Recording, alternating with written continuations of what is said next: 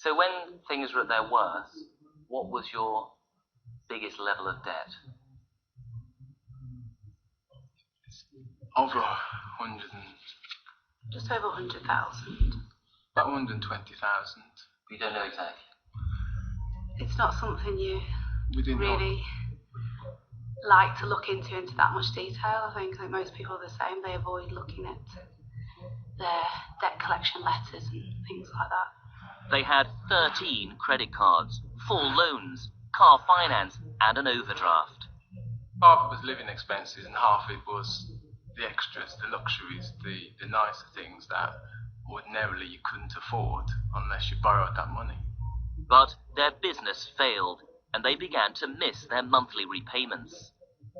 It was then Basil and Amanda had an idea. They got hold of a copy of this, the Consumer Credit Act, and began trawling through it page by page. It lays out the rules for every purchase we make on credit in the UK, apart from our homes.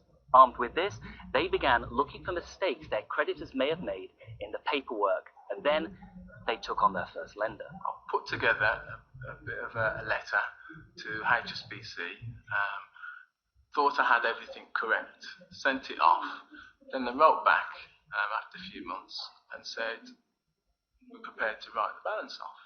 How much have you managed to avoid paying back? That was about £10,000 on a HSBC credit card. HSBC said they wrote off the debt because they'd lost the original documents. Sir Roy Good is an eminent lawyer who knows the Act better than most. He was instrumental in its creation more than 30 years ago. The rules relating to the formation of agreements are extremely complex. It is very easy for a creditor to make a little slip. Indeed, in some respects, some of the rules are not very clear. So any slip that is made entitles the consumer to refuse to pay unless the court gives leave to enforce the agreement. Among the potential slips the Rankines were looking for, had the agreement been signed? Was the APR accurate and in the right place? Did the creditor actually have a copy of the agreement at all? Their tactics began to pay off. Some would say they couldn't find a copy of the agreement, so they're prepared to write it off.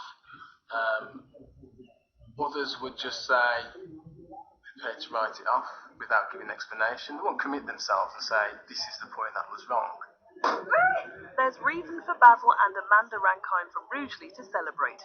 Basil successfully challenged 6 banks over his personal... By now, their creditors had written off £37,000. And they weren't alone. Specialist legal firms were winning with similar tactics. So out of the £120,000 that you've borrowed, how much of that have you managed to get away with? Get away with.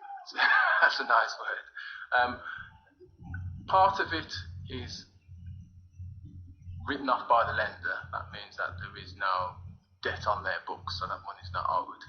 And part of it is the lender cannot take any further steps to recoup that money from us. So how much have you avoided? Just give us a figure.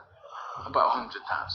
You've avoided paying 100,000 out of 120,000. Well, we used our legal rights. But why are you so special and different from everybody else that you're allowed to take money off an institution and not pay it back?